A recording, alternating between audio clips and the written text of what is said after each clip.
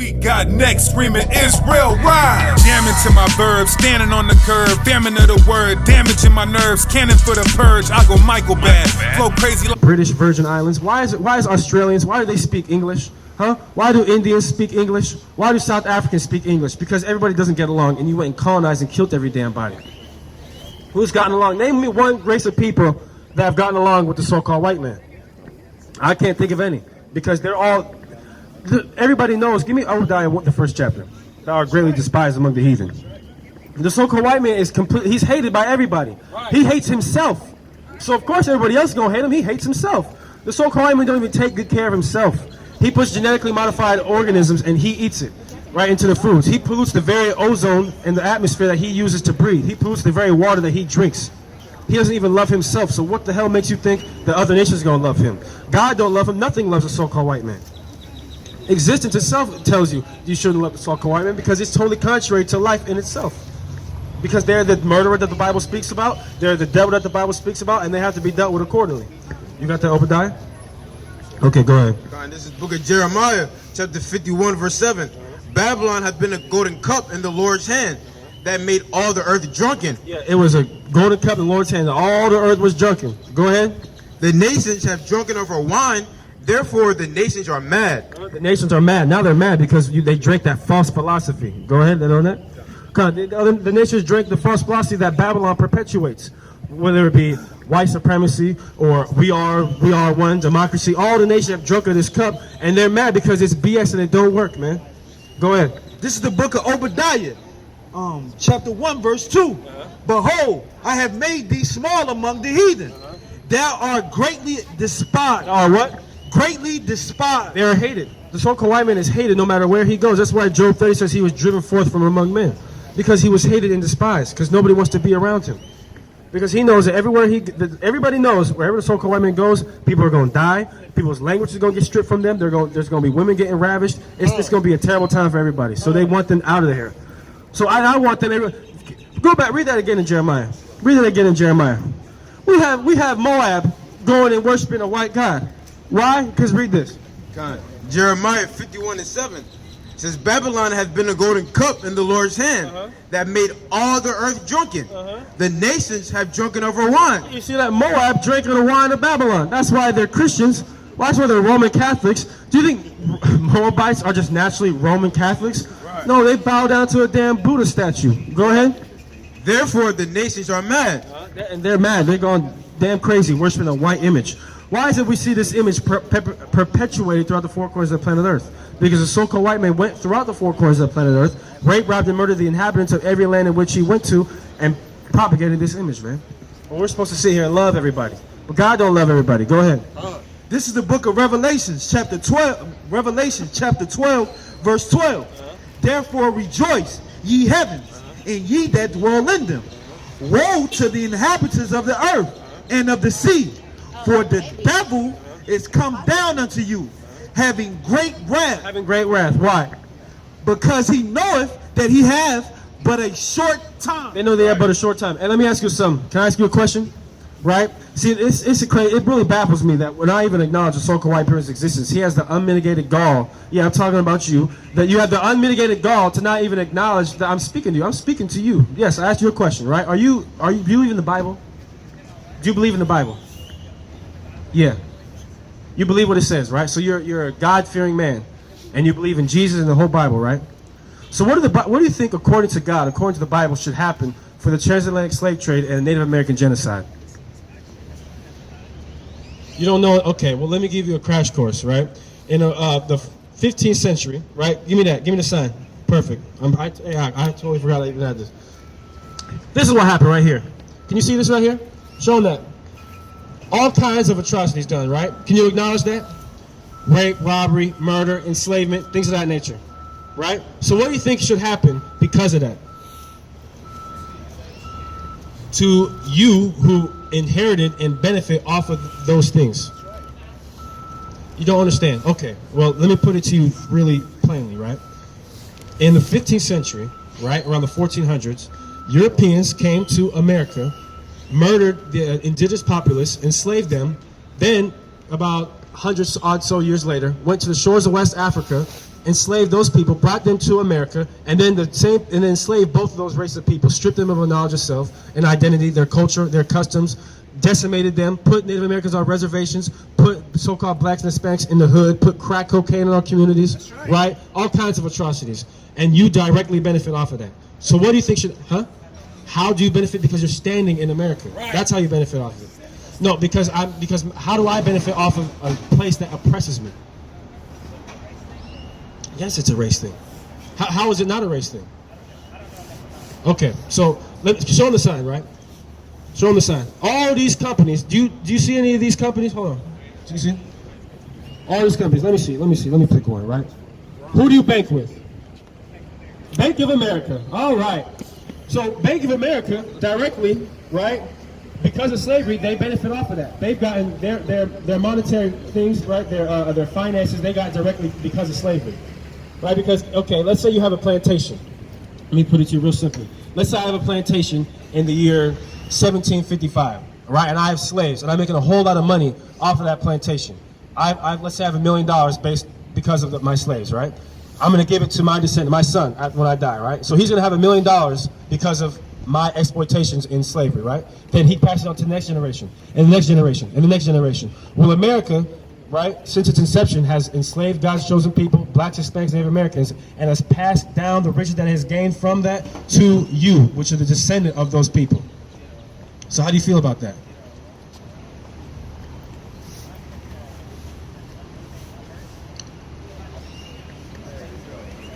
Can you speak up a little bit?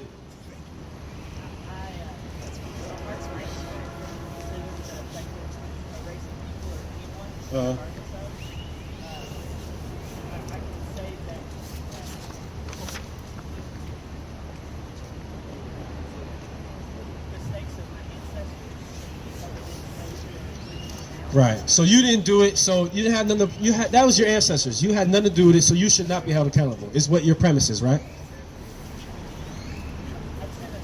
That's okay. Well, you said you're a God-fearing man and you believe in the Bible.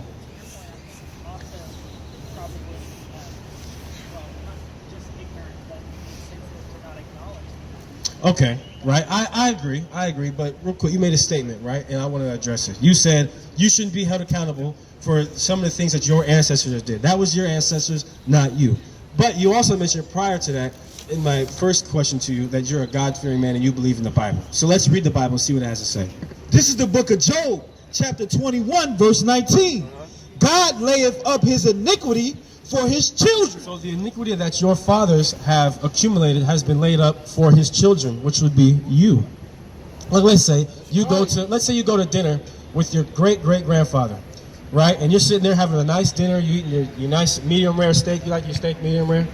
Sure, right? You eat your medium rare steak with your red wine, and he up and leaves. He walks out the door, goes home. And here comes the waiter with the tab. All right, here's the tab. Who's gonna pay it? You would, but your grandfather, he left. So your grandfather left you with a tab. That's right. That he didn't pay for. So who's gonna have to pay for it?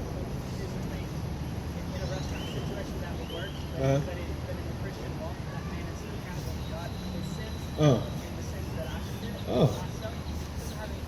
That has nothing to do with it. Interesting. So give me Galatians 6 and 7. You said in the Christian walk. Okay. Well, let's just find out in the Christian walk if you're held accountable for those sins. This is the book of Galatians, chapter 6, verse 7. Real quick, let me ask you something, right? Jesus Christ, you know who he is. He was under the Roman Empire, right? Jesus Christ. He was, yes, in the time in which he was born, the Jews were subject to the Roman Empire. On earth, yes, on earth. Okay, so did he do anything to get him put in subjugation to the Roman Empire? No. Did he personally? No, he didn't do anything, but he was still under another people. He was still subject to them, which ultimately got him killed, right? Okay, that's not the premise that I'm building. That's not the premise I'm building. You said in a restaurant situation you could have used that, but not in the Christian walk. Well, in the Christian walk, Christ was subjugated, but he didn't have nothing to do with it. Ezekiel, who was a prophet of God, he was born in slavery. He didn't have nothing to do with it, right? So go ahead. This is the book of Galatians, chapter 6, verse 7. Be not deceived. God is not mocked. For whatsoever a man soweth, that shall he also reap. So you heard you reap what you sow, right? So what have white people reaped on the earth? Or sown, rather, sorry. I mean, yes, I am generalizing. What have they sown? What have they sown? If you reap what you sow, what have white people sown? Yes. I'm asking you. You don't know? Well, let me see. Where's the sign? Where's the slavery sign? This is what you sown, right here. Can we agree to that? You said to not acknowledge history would be ignorant, right? So can you acknowledge this? This is what your people have sown.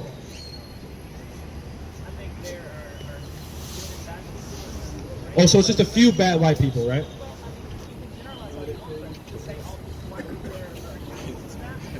So you're saying it was just a few bad white people, right? Let me see the sign. Let me see this one. Here's the problem, right? Here's what you're failing to realize.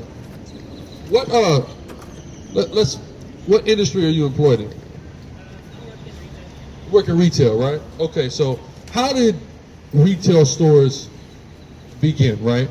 Early 1900s, they typically were big brick and mortars, right? So how did they be able to exist? How were they able to set up a Neiman Marcus brick and mortar, for example? They had to get a loan. They had to get a loan from one of these banks. One of these banks who made their fortune in the ability to loan something from somebody off of land that was stolen, off of human beings that were stolen. You see that? So this is the point here. You are immensely directly benefited from it. The fact that you can be in a land that was stolen, the fact that you can have a job, etc., live, and all these various things. These are the things. So it's not just about what your forefathers did. What your forefathers did enable your life to exist at this point in time, right? If your forefathers would have did it, you'd be in Europe. Europe is destitute of all types of natural resources, etc. They have to import almost all their food, all these various things. The only exports they really have are automobiles, right? So that's the situation that you would be in, right? So if we go back, give me that in Job again, because this is the key thing here, and I want to make sure it gets emphasized to you what the brother read out of the book of Job, right? And then we're going to go to the book of Isaiah. So read that. This is the book of Job, chapter 21, verse 19. God layeth up his iniquity for his children. So God lays up iniquity for people's children. You see that? People's children. It's what you would call a generational curse, so to speak, right? So matter of fact, before we go, let's go to Exodus real quick. Exodus 20 and 4. Let's go there, then we'll get Isaiah, so I can show you three witnesses of how people's children are suffering directly for the sins of their ancestors. The New Testament. What's the new? Hold on. What's the New Testament? Oh, wait. What's the New Testament? No. You said an example in the New Testament. What is the New Testament? What is the New Testament? No. You're asking me to show you something in the New Testament. I'm asking you what the New Testament is so I can understand what you're asking me. Starting Matthew. Hold on. Matthew is the New Testament? Where is the New Testament defined in the Bible? Jeremiah 31:30. Hold what you got, Jeremiah 31:30. See, it's the problem. You're utilizing phraseology and concepts that are not biblical, right? When you see this, hold on, real quick. I want to give you a. Hold on, no, the Bible is made up of 80 books. The ideology that one part is the Old Testament and one part of the New Testament is not a biblical ideology. That's right. That's something that somebody hundreds of years after the Bible was written created, right? So we don't subscribe to that. And here's why. I'm going to show you. 31 to 31. This is the book of Jeremiah, chapter 31, verse 31. Behold, the days come, saith the Lord, that I will make a new covenant with the house of Israel and with the house of Judah. So the New Testament or New Covenant is defined in what you would call the Old Testament or Old Covenant. So that's contradictory. It shows you that ideology, that one set of these books is Old Testament and one set of these books is New Testament, is a false concept. This is one fluid book from Genesis to Revelation, right? Compiled of 80 other books is why you get the term Bible. You understand what I'm saying? So now let's go to Exodus 20 real quick. All right. This is the book. You said what? No, you just asked me to show you something in the New Testament what I've done is disqualified that concept. So if you have a different question you'd like to ask, go ahead, ask. Let me rephrase. Can you give me an example after Jesus came and died on the cross and was resurrected to heaven, where God? What's your name? Forget how you. What's your name, sir? You mentioned that. What's your name, sir? Corey. Corey. Listen, Corey, right? This is why I just did what I did. Now I'm gonna have to reiterate it. For you to think that when Jesus came, something drastically changed, like the whole rest of the Bible, is a false Christian concept. When Jesus died for us, Malachi 3:6. I'm gonna show. Hold on. Did Jesus? Hold on. Did Jesus die for everyone's sins? All right. Let's get Malachi 3:6 first, and then we're gonna get Matthew 1. We're gonna go now. I'm gonna show you something in Matthew. Read. This is the book of Malachi, chapter 3, verse 6. For I am the Lord, I change not. God doesn't change. So if God said all over the Old Testament that people are going to suffer for the sins of their ancestors, that does not change. That's how the judgment of God works. It's unchanging. All right? So now let's go to Matthew 1:21. Let's see if Jesus died for everyone. Read. This is the book of Matthew, chapter 1, verse 21. And she shall bring forth a son, and thou shalt call his name Jesus, for he shall save his people. Who is Jesus' people? And ethnically, who is his people? Does Jesus Christ have an ethnicity? I can tell you that Jesus came any kind of ideological, any racial, any No, religious. Corey, you can tell me. I understand that. I too was once in the Christian church, right? I understand that. But Corey, once I opened the Bible, I realized that what they told us is not what's in the book. That's right. That's why I'm saying his people. Don't worry about it. Go ahead. This is the book of Matthew, chapter 2, verse 6. And thou, Bethlehem, in the land of Judah, art not the least among the princes of Judah. For out of thee shall come a governor that shall rule my people, Israel. See that? So that's about Christ. My people, Israel. His people are the Israelites. Ethnically, that's his ethnicity, the Hebrew Israelites, right? So that's who his people, who he come to save, right? Acts 5. So I can show you now, since you want to get the New Testament love, I got plenty of New Testament love for you. Con. This is the Hold that. We're coming right to it. Read. This is the book of Acts, chapter 5, verse 29. Then Peter and the other apostles answered and said, we ought to obey God rather than men. Verse 30. The God of our fathers raised up Jesus, whom ye slew and hanged on a tree. Him have God exalted with his right hand to be a prince and a savior, for to give repentance to Israel. Everyone. Israel. See that? So he came for his people. His people are identified as Israel. That's who he's the savior and the prince and the king of. Israel. You see what I'm saying? So not everyone. So again, the concept that he's coming and changing the fact that how God deals with his judgment is not true, right? So now let's get Exodus real quick. Exodus 20, because this goes back to the Ten Commandments. Can we agree that the Ten Commandments is intact? Right, the Ten Commandments, boom. So let's read in the Ten Commandments and see what he said. 20 or 4, go ahead. All right, this is the book of Exodus, chapter 20, verse 4. Thou shalt not make unto thee any graven image, or any likeness of anything that is in the heaven above, or that is in the earth beneath, or that is in the water under the earth. Verse 5. Thou shalt not bow down thyself to them, nor serve them. For I, the Lord thy God, am a jealous God, visiting the iniquity of the fathers. Visiting the iniquity of the fathers, read.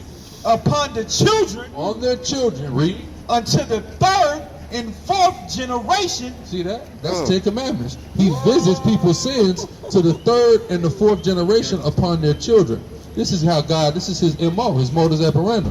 He don't function no way different than that. So to think that people, just because we have to honestly say here, the white people that did all this, they got away scot-free. Nothing happened to them. They lived their life, they got to be old, they had fortunes, they passed it down, they died, they... You say that they got scot-free, Uh-huh. but when they died, whether you believe that you immediately go and meet God, or whether you're in the grave and then rise first and then you stand before him, at some point in time in their life, they'll be accountable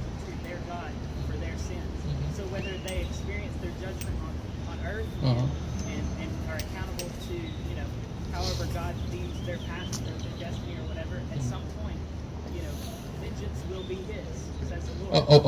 Of course, vengeance will be His. So if we look at if we look at how God has always operated, if we take a look at how God has always operated,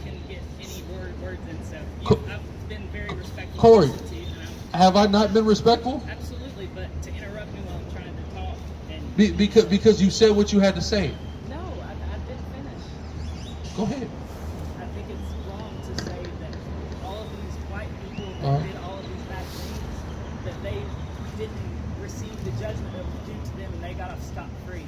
So Have they got off scot-free to this point? I'm not saying they're going to. Hold on. If they're dead in the ground and they're going to go meet God when Jesus comes back, they will be held accountable. But as of right now, they've got off scot-free, right? I don't know. Yeah, because I'm not. I don't know what kind of Because damnation God allowed them to endure while they were on there. well, okay, all right, great point. So my point is, I'm not saying that they're going to forever get away scot-free. Of course, we know everyone's going to meet a judgment. This is the whole point of what we're talking about. The whole point of what we're talking about is a collective group of people is going to get judged. That's how God has always operated, right? If you take a look, right, how familiar are you with the Old Testament history? Clearly not as much as I thought of. Oh, okay, all right, that's fine. So if you look, let's say the prophet Isaiah, right? Prophet Ezekiel, prophet Jeremiah. He goes around and they pronounce judgment on, they'll say the people of Moab, the people of Edom, the people of Babylon are going to get, it's everyone that's in that nation that's going to receive that judgment. You see what I'm saying? Then there were a lot of kings and tyrants who felt like they had the power to group and identify people in certain groups. And anytime we do that, there's always going to be division. Does that exist now? Absolutely. Absolutely. I So think it's existing in this conversation. exactly, right? So if that's the case, then the same thing's got to happen. Same things are going to happen. God is going to punish the wicked, But do you right? feel like that there's grace in Jesus Christ? Do you believe that? Of course I believe there's grace in That Jesus there's Christ. acceptance? Of course I believe there's acceptance. And of course I believe there's hope. Right. But Luke agree 4. on that. Luke 4, I believe all that. We just would disagree on who's eligible for that. Gotcha. Okay. You see? But go ahead. Yeah, I'm listening. Go ahead. You was continuing on a point. I just wanted to go ahead. Where do we come together at what point? And how does this bring us together? And I don't mean this sharp, but Uh-huh. do you think that identifying your issues and your points by focusing on race or anything of that brings any merit to the message? I get where you're coming from, but for you to educate white people and then be sharp towards and using verbalization and identifying as telling a white person, hey, your people did this and you banked at this bank, so you're, you know, is there merit to that message? Of Or course. is it, hey, you know what, maybe even though you're a white person, I didn't get to decide who I was born into or even what my ancestors did. Does attacking, not attacking, but does being sharp and reaching someone by that type of delivery, I mean, where does that ideology bring us together? Where does that method bring us together? It's not supposed to bring us together. Okay. The ideology is not a unification or togetherness. Gotcha. Because when we go to the Tower of Babel, everyone was together, if you're familiar with that history. Gotcha. God was That displeased tower with didn't that. last real long, did it? Exactly, because God didn't want everyone to be together, right? So everyone's not supposed to be together. We're not about togetherness. What we're out here to do is do the same thing that the prophets always done. Jeremiah 28:8 rather. Do the same thing the prophets has always done, which is prophesy the downfall and judgment on people and warn people who are eligible for salvation and tell them what they need to do in order to get spared from the wrath that's coming, right? There's no sparing. There's only a salvation eligibility for the nation of Israel, right? So the nation of Israel are the victims of all these atrocities that we were talking about. Everyone else, there's no eligibility for you. Everyone has to get what they got because everyone has already gotten their reward outside of us. So in the Old Testament, Israel was the Israelites and the Jewish people. Now Yeah. that Jesus came, there's a new covenant. Uh-huh. Man couldn't live by that law. What does that got to do with Israel? If we could have, then God wouldn't have had to send his What does that son. got to do with If we Israel? could- because Israel was his chosen people back then. Is Israel the chosen people in the new covenant? I don't believe so. I believe that Well, represents. you know we just read that, right? I believe that represents the church. Okay. So how? You know that's called replacement theology, right? Is it? Yes, because you're replacing an ethnic group. So let me ask Hold you. on, real quick. You're replacing an ethnic group with people who have a shared ideology with no biblical precedence. So if you believe that, that's fine. You can have your convictions. I would need you to cite scripture that would lead you to believe that now an ethnic group is being talked about absent of its true identity of who the people are, and now is referring to people who believe the same thing. So go ahead. So at what point do those who want to be a part of Jesus' kingdom come in? If the Israelites are the only ones, and you and I can't be a part of it, how do we make I'm an Israelite, so I can certainly be a part of it. But you not being a part, it's just nothing you can do about it. So then I'm damned to hell. I didn't say damn to hell, yes, but not hell in the Dante's Inferno concept. Right. Not in this perpetual place of fire concept. Damn to hell is in damn to a hellish condition, a grave-like condition. Yes. The same hell that my people have been damned to for the last 500 years. That's what your people are damned to. Your people are going to be the ass end of society when Christ comes. For a millennial, for a millennium. You're going to have to suffer the same way we suffer. You're going to have to suffer twice as much. Right? So if you look at the history of what has befall the blacks, the Latinos, and Native Indians, understand that everything that befell us, it's just going to happen to you guys twice as hard. Right? So precepts. Okay, yeah, we can read that. Go ahead. This is the book of Revelations, chapter 13, verse 9. If any man have an ear, let him hear. He that leadeth into captivity shall go into captivity. There we go. You lead into captivity, you go into captivity. And give me that revelation, devil into her devil, and I'm going to give it back to the officer. Go ahead. He that killeth with the sword must be killed with the sword. He that kills people got to be killed. It just has to happen. This is the righteous judgment of God that everyone is having such a huge dilemma dealing with. But whoever kills with the sword or puts people in slavery, you have to receive that. It's just how God works, bro. Right.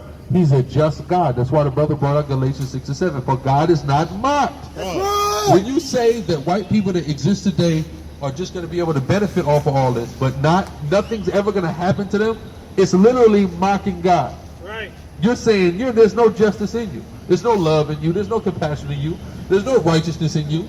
Right? That's what they're saying about God. That's why God is going to get these people, man. All right? Because they literally think they're going to get off with the crime of all time, man. Right? And that's why you got to break it down and explain it. That's just one aspect with the bank, right? Dealing with retail. How many white businesses got their loans from these banks, right? How many white people were able to get capital through making them fortunes that they made off of slavery and then sending them in banks and letting them collect interest? You know what, $1 million, you send $1 million in a savings account, that's what could be some good interest, right? You see what I'm saying? Right. Imagine 20 M's, 100, you see that? And it just grows. They just making money off interest. They don't even got to work, a lot of them, right? So all this, we got to understand how systemically all of this happens. And then how many of them went to these universities.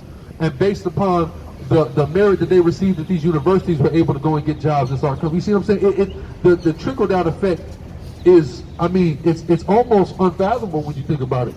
If we even take a look at where's Tiffany at? Tiffany and Co. Everybody know Tiffany Co. Everybody, every woman wants a Tiffany Co. necklace. You see what I'm saying? And I'm gonna tell you what's funny about Tiffany Co.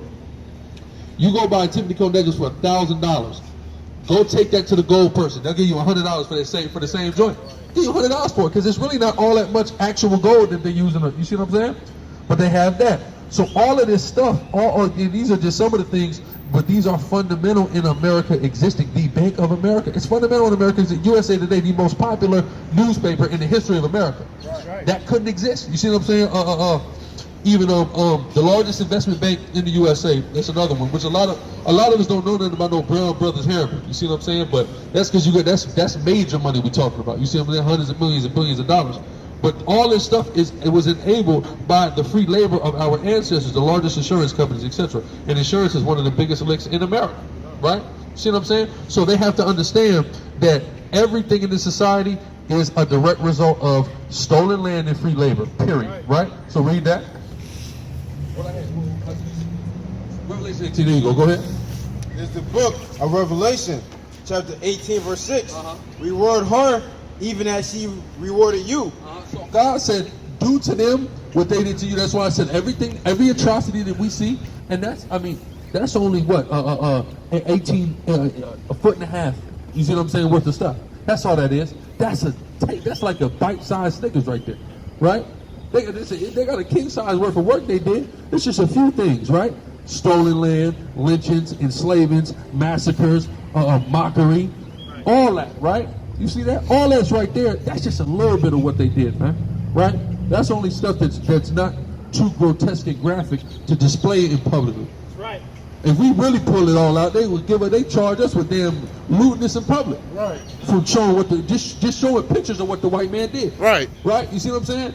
So that's just a little bit. So all of that, plus everything else y'all did, y'all gotta get a double cup of that, man. Period. Read. Reward her even as she rewarded you, and double unto her, double according to her works. Hey man, she gotta get that double up, man. That quadruple up. She has to get it, right? Who is she? America, Lady Liberty. Why they got the Statue of Liberty as the symbol? Because America is personified. When you look this up, I challenge anybody to look this up. Look up Colombia, right? Not Colombia like down in South America, Colombia, right? Like the Washington District of Columbia. When you look up what Colombia is, it is the goddess that they created to personify America, right? Like if you look back in the 50s, remember they used to have like the little, the pin-up girl, they used to get the tattoos and stuff like that. That's Colombia. That's the goddess that they use to represent America. They use it in political art, etc. Also the Statue of Liberty. And it's just a representation of America as a woman. That's why the Bible is calling her a whore. It's saying she needs to get rewarded to her double, right? That's it on that? Go ahead. And the cup which she had filled to her double. That's right. God says she got to get double the case. So that's what America has to get for the atrocity that is committed against so-called Negroes, Latinos, and Native Indians. But what we need to do in order to further this process, hurry up this process, is to come back to the law, statutes, commandments, and faith of Hamashiach Yahushua. In doing that, we're going to expedite this process. This process is going to drag. The more we want to drag our feet on getting right with the Most High as Negroes, Latinos, and Native Indians who are the Israelites according to the Bible, the more Trump is going to be making America great. Shutting down your damn food stamps and things of that nature. Right. Right? He's going to do that as long, and he's going to be enabled and empowered to do that as long as we want to continue to be wicked, man. Right. That's why we got to stop being wicked and start being righteous in the sight of God. But I'm going to turn it back to you, officer. Con, right? Go ahead. This is the book of Job, chapter 4, verse 8. Even as I have seen, they that plow iniquity and sow wickedness reap the same. You plow wickedness, you're going to reap the same. So you kill, rape, rob, and murder people. That's what you're going to receive. That's only balance according to eyes of God.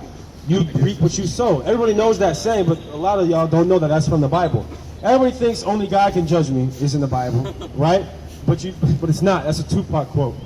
But reaping what you sow, that's something from the Bible, right? But give me Zephaniah 1:15, because like the brother was bringing out, you have companies that'll do things like insurance, whip off our people, right? And that you just sit back and let the money just flip, doing stuff like that. Or if you invest, doing trades, stuff like that, Forex, things of that nature. Esau got all kinds of Google dollars off of that. Give me Zephaniah 1:15. Is that Zephaniah or Zechariah 1. okay? Zechariah chapter 1 verse 15. And I am very sore displeased with the heathen that are at ease. Yeah, they're the heathen that are at ease, because we're the ones that built up this country. We're the ones that put blood, sweat, and tears to build up this country. But the heathen that are at ease, they just watch Issachar build up everything. They watch Judah go in the damn cotton field and pick everything. Go ahead. For I was but a little displeased, and they helped forward the affliction. Yeah, like the brother brought out. They help forward the affliction by doing stuff like that. They're not supposed to do that to a people.